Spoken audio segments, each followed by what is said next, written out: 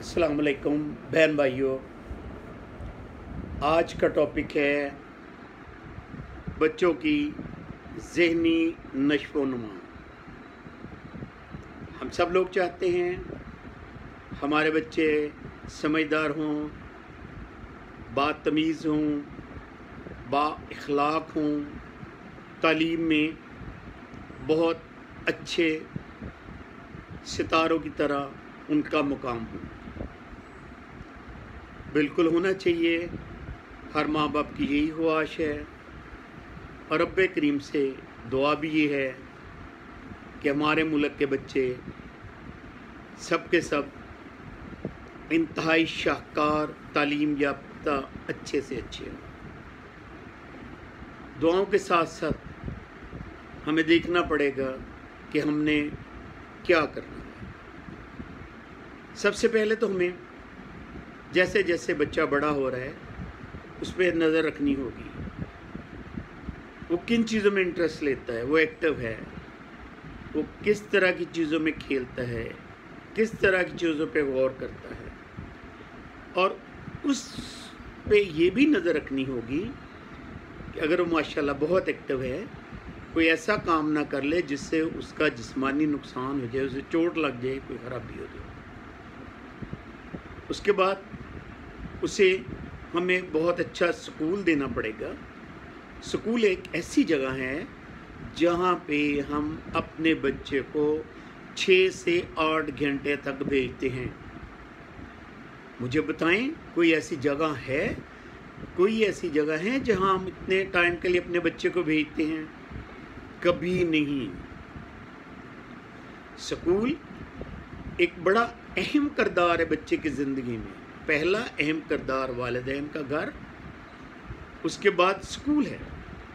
School साफ़ सुथरा, qualified staff जो रिस्पेक्ट करना जानते हो, जिनके पास तालीम हो, और वालिदैन का किरदार भी है उन टीचरों से कोऑपरेट करें,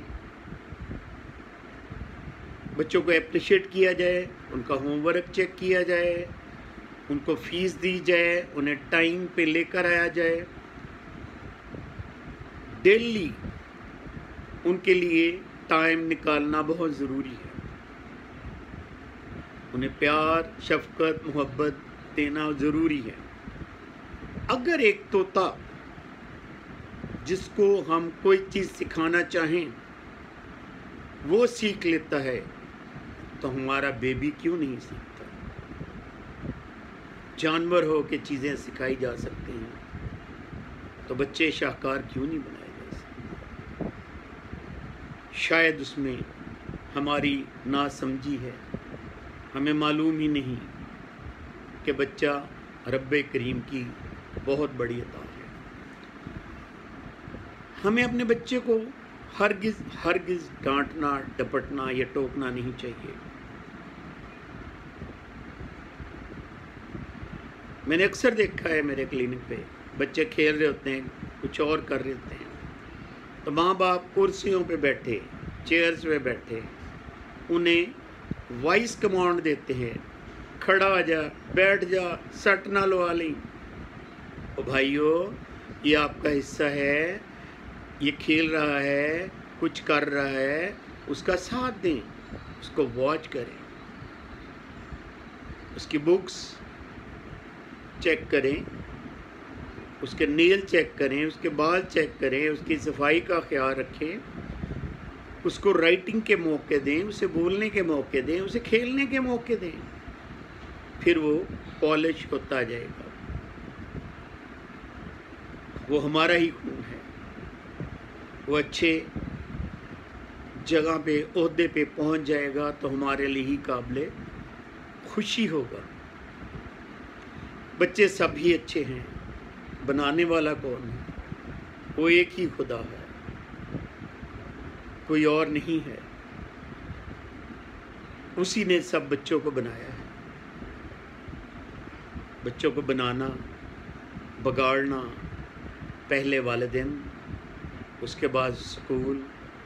स्कूल एक टेम्परेरी आर्जी स्टे है, मगर उन लोगों की भी बहुत ही अहम जिम्मेदारी है। मुझे आज तक एकेडमी का कंसेप्ट समझ नहीं आया, जो हम मेरा ख्याल है प्रेप से हम अपने बच्चों को एकेडमी भेजना शुरू कर देते हैं। शायद मैट्रिक तक या 8वीं तक तो एकेडमी की ज़रूरत ही नहीं है। अब एकेडमीज में क्या होता है, एक एकेडमी में आप फ़र्ज़ कर लें एक क्लास में 20 बच्चे हैं। अब वो जो 20 बच्चे हैं एक स्कूल से नहीं गए, वो बच्चे फ़र्ज़ कर लें 8 स्कूलों से आए हुए हैं। अब सुबह के वक्त उन 8 स्कूलों में बच्चों को अलग अलग कोर्सेज पढ़ाए गए हैं, अलग अलग चैप्टर पढ़ाए गए हैं। होना तो ये चाहिए जो मॉर्निंग पे बच्चों को पढ़ाया गया है, इवनिंग पे आके वो उसे समझें, पढ़ें, समझ नहीं आ रही दोबारा समझ लें, अपनी करेक्शन कर लें। जो होमवर्क दिया गया वो होमवर्क करें। बच्चे स्कूल से आए, दोपहर को खाना खाया या स्कूल से सीधे एकेडमी की तरफ चले गए। 8 स्कूलों के बच्चे एकेडमी में 20 बच्चों की शक्ल में पहुंच गए। अब एकेडमी में उन्हें जो पढ़ाया जा रहा है वो सिर्फ एक ही कोर्स है, एक ही लेसन है। बच्चे 8 स्कूलों से आए, 8 स्कूलों में डिफरेंट लेसन पढ़ाए गए, एकेडमी में कुछ पढ़ाया गया। हुआ क्या, जो स्कूलों में पढ़ा वो भी समझ ना आया, जो एकेडमी पे पढ़ा वो भी ना समझ आया। फिर आखिर पे रिज़ल्ट क्या निकला? आखिर की जो रिज़ल्ट निकलता है वो हमारे सामने है। हमारे बच्चे जिन पे हमारा हक है, हमारा फ़र्ज़ है, हमारा जॉब है, हम उन्हें इतना मैच्योर कर दें कि वो मैट्रिक पे जाके अपने फ्यूचर का फ़ैसला कर सकें।